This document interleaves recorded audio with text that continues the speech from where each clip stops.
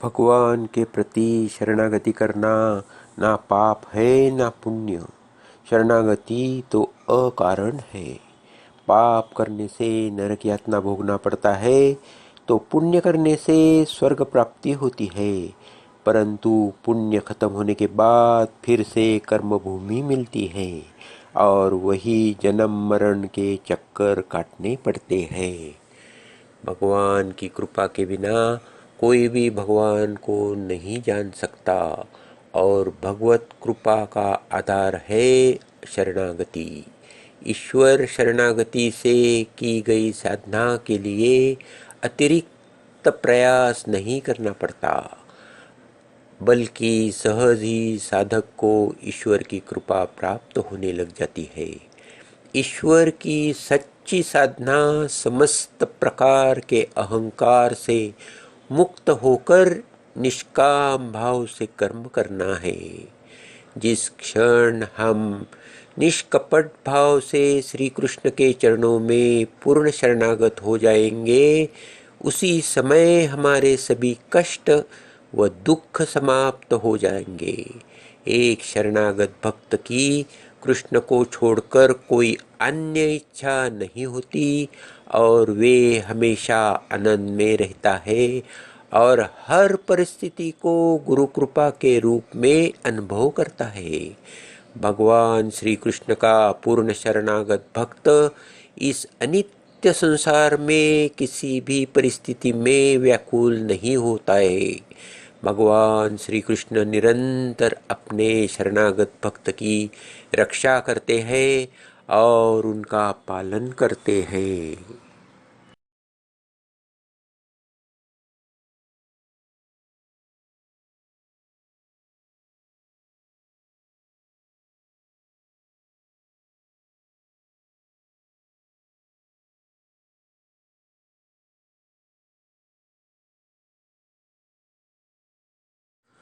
भगवान श्री कृष्ण की ही नहीं, प्रत्येक ईश्वरीय शक्ति के रूप जिसको आप अपना आराध्य मानते हो, उसमें शरणागति लेना अत्यंत आवश्यक ही है। बिना शरणागति के भक्ति हो नहीं सकती। शरणागति में व्यक्ति अपना संपूर्ण ईश्वर के लिए समर्पित कर देता है। शरणागति भक्ति में एक प्रकार से स्वयं का अर्थात इस मैं का त्याग है। इस संसार में जो कुछ भी होता है वो ईश्वर की इच्छा के बिना असंभव ही है। अर्थात सभी में सभी कार्यों से, चाहे वो अच्छे हो या बुरे हो, सभी में वही एक ईश्वर की इच्छा ही है, ऐसा मानना ही अनेक प्रति शरणागति है। उस प्रभु की इच्छा में ही स्वयं की इच्छा को मिला देना ही शरणागति है। अंदर अंतर शुद्धि कैसे करे? मन त्रिगुणात्मक है। मन को भगवान के प्रति लगाने से आत्मशुद्धि होती है। भगवान की भक्ति जितनी बढ़ेगी उतनी संसार में निवृत्ति होगी। अंतःकरण शुद्धि धीरे धीरे होती है और वैसे ही शुद्ध भक्ति बढ़ती जाती है। उस परम पिता परम ब्रह्म के निकट यही प्रार्थना करनी उचित है कि हे भगवान, मुझे संपत्ति चाहिए, ना संतति, ना विद्या। यदि तेरी इच्छा है तो सहस्त्रों बार जन्म और मृत्यु के फेरे में मैं पड़ूंगा, पर हे प्रभु, केवल इतना ही दे कि मैं फल की आशा छोड़कर तेरी भक्ति करूं। केवल प्रेम के लिए ही तुझ पर मेरा निस्वार्थ प्रेम हो।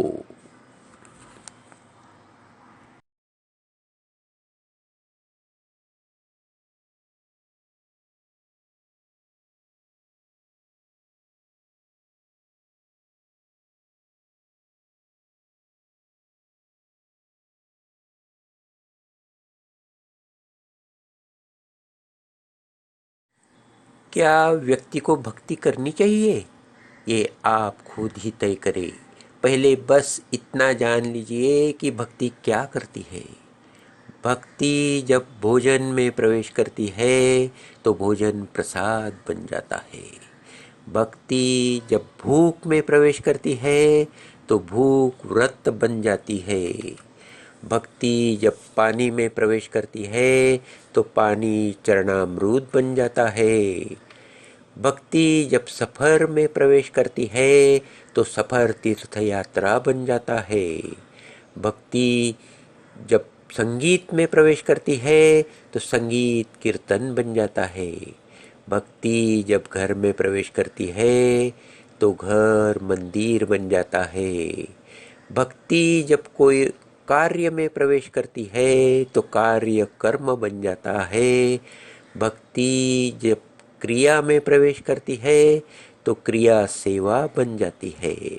और भक्ति जब व्यक्ति में प्रवेश करती है तो व्यक्ति मानव बन जाता है।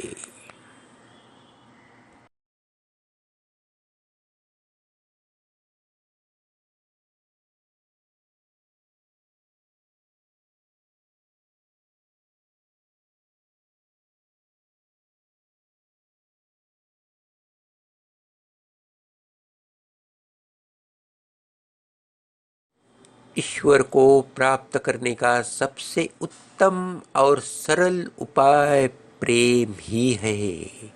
प्रेम भक्ति का प्राण भी होता है।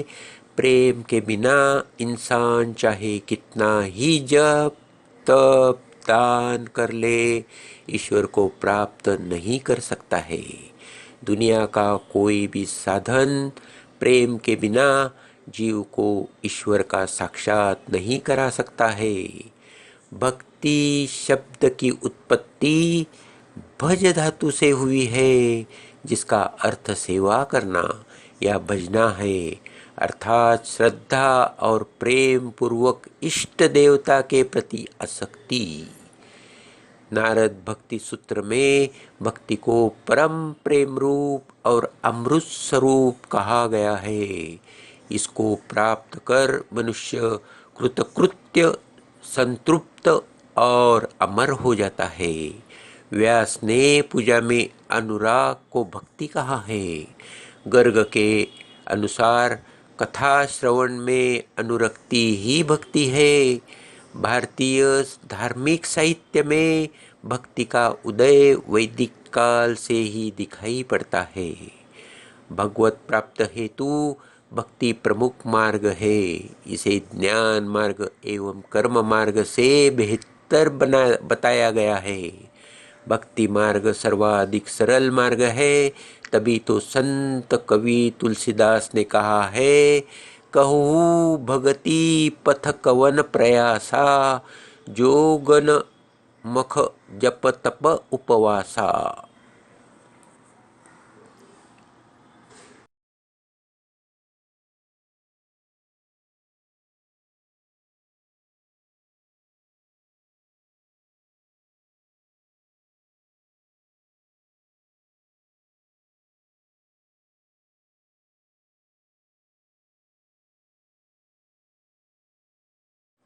महर्षि देवव्यास ने भगवान की नवविधा भक्ति का जिक्र श्रीमद् भागवत पुराण में किया है।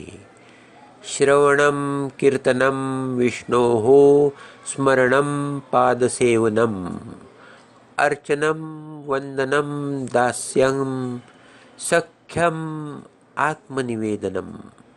श्रवण परीक्षित, कीर्तन शुक्रदेव, स्मरण प्रहलाद, पाद सेवन लक्ष्मी, अर्चन पृथुराजा, वंदन अकूर, दास्य हनुमान, सख्य अर्जुन और आत्मनिवेदन बलि राजा। इन्हें नवदा भक्ति कहते हैं।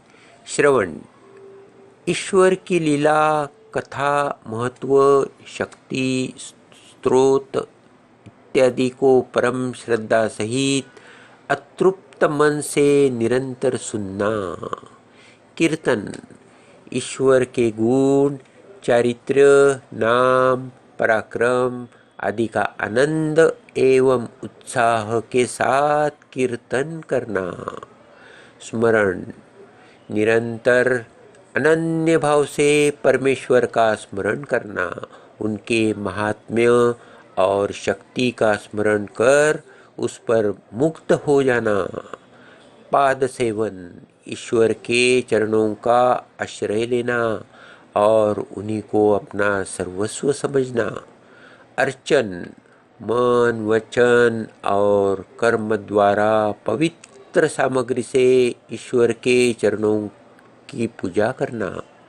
वंदन, भगवान की मूर्ति को अथवा भगवान के अंश रूप में व्याप्त भक्तजन, आचार्य, ब्राह्मण, गुरुजन, माता पिता आदि को परम आदर सत्कार के साथ पवित्र भाव से नमस्कार करना या उनकी सेवा करना। दास्य, ईश्वर को स्वामी और अपने को दास समझकर परम श्रद्धा के साथ सेवा करना। सख्य, ईश्वर को ही अपना परम मित्र समझकर अपना सर्वस्व उसे समर्पण कर देना तथा सच्चे भाव से अपने पाप पुण्य का निवेदन करना। आत्मनिवेदन, अपने आप को भगवान के चरणों में सदा के लिए समर्पित कर देना और कुछ भी अपनी स्वतंत्र सत्ता न रखना। यह भक्ति की सबसे उत्तम अवस्था मानी गई है। नवदा भक्ति का उल्लेख रामचरितमानस के और अरण्य कांड में भी मिलता है।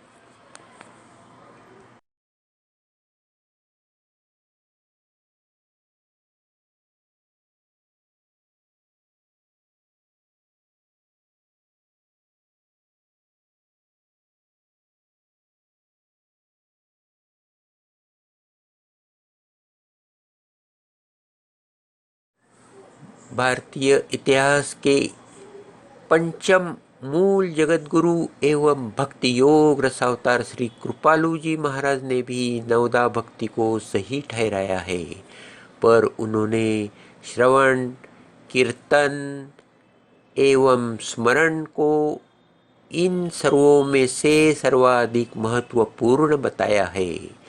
साधना है एक ही, बस भक्ति हरि के प्यारे, श्रवण कीर्तन स्मरण ही है प्रमुख साधन प्यारे।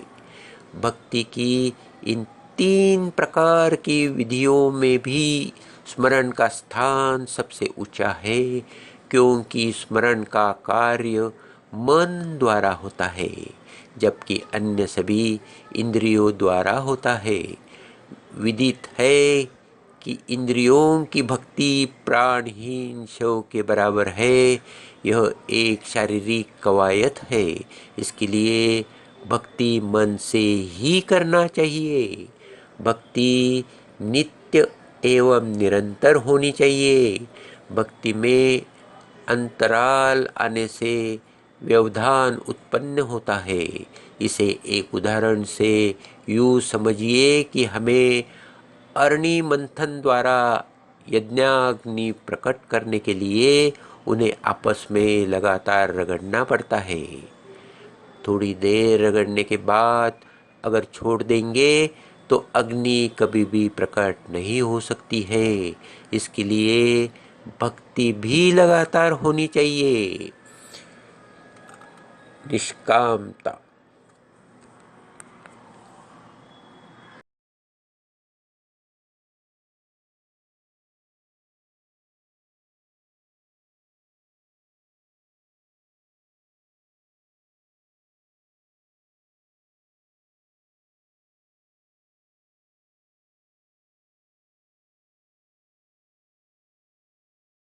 निष्कामता, सब प्रकार की कामनाओं से रहित भक्ति ही वास्तविक भक्ति है।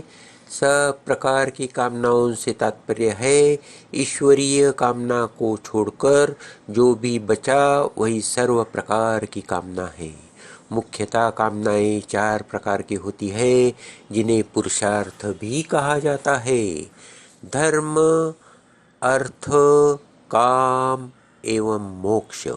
इसमें प्रथम तीन अर्थात धर्म, अर्थ तथा काम को भुक्ति कहते हैं। इस प्रकार भुक्ति एवं मुक्ति, इन दोनों प्रकार की कामनाओं का परित्याग कर देने से ही समस्त कामनाओं का परित्याग हो जाता है। भुक्ति न दे मुक्ति न दे गोविंद राधे, देना है तो सीधे सीधे प्रेम सुधा दे। भक्ति अर्थात ब्रह्मलोक पर्यंत के सुखों की कामना का परिचय तो ठीक है, परंतु मुक्ति की कामना का भी त्याग है। यह बड़ी विलक्षण सी बात है, किंतु रसिकों को यही जानना है कि भक्ति एवं मुक्ति जब तक इन दोनों पिशाचियों का निवास जीव के अंतःकरण में रहेगा, तब तक भक्ति महादेवी का प्राकट्य नहीं होगा। अनन्यता, अनन्यता से तात्पर्य है कि भक्ति सिर्फ श्री कृष्ण की ही करनी चाहिए, क्योंकि गीता में भगवान ने स्वयं कहा है, जो जिसकी भक्ति करेगा उसको उसी की प्राप्ति होगी। अर्थात देवताओं की भक्ति से देवलोक की प्राप्ति होती है, पितरों की भक्ति से पितृलोक मिलेगा, और ये दोनों ही नश्वर है। पुण्य समाप्त होने पर स्वर्ग से पुनः जन्म मृत्यु के बंधन में फंसने के लिए मृत्यु भुवन में आना ही पड़ता है, परंतु जो भगवान श्री कृष्ण की भक्ति करेगा उसे उन्हीं का लोक अर्थात गोलोक प्राप्त होगा, और वह सदा के लिए मालामाल हो जाएगा। रूप ध्यान, यह भक्ति का सर्वाधिक सशक्त विधि है, जिसमें अपने आराध्य के स्वरूप, उनकी लीला, उनके धाम, उनके गुण एवं उनके संत आदि का ध्यान करना होता है। हम जानते हैं कि हमारा मन चंचल एवं वायु से भी अधिक वेगवान है। इसे नियंत्रित करने से यह हमारा सबसे बड़ा मित्र बन जाता है, जबकि अनियंत्रित मन हमारा सबसे बड़ा शत्रु है।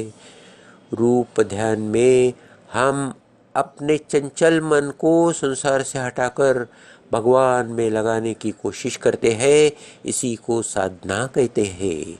प्रारंभ में इस कार्य में कठिनाई होगी, पर धीरे धीरे मन लगने लगेगा। अर्थात पहले मन को लगाना पड़ेगा, बाद में फिर अपने आप लगने लगेगा। गीता में कहा गया है कि अनन्य भाव से ही परमात्मा की प्राप्ति होती है। जिस परमात्मा के अंतर्गत सर्वभूत है और जिस सच्चिदानंद धन परमात्मा से यह समस्त जगत परिपूर्ण है, वह सनातन अव्यक्त परम पुरुष तो अनन्य भक्ति से ही प्राप्त होने योग्य है।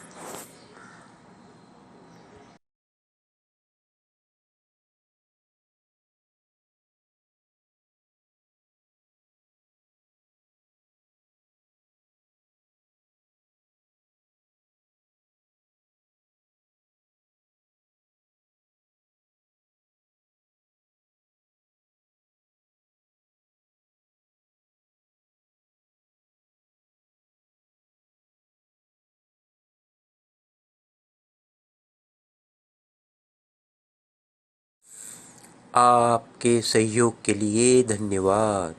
आपको आत्मज्ञान 12 देखने की सलाह दे रहे हैं। अगर यह वास्तव में आपके लिए मददगार है तो मेरे काम को प्रोत्साहित करने के लिए कृपया नीचे लाइक और सब्सक्राइब करें। Like and subscribe at below.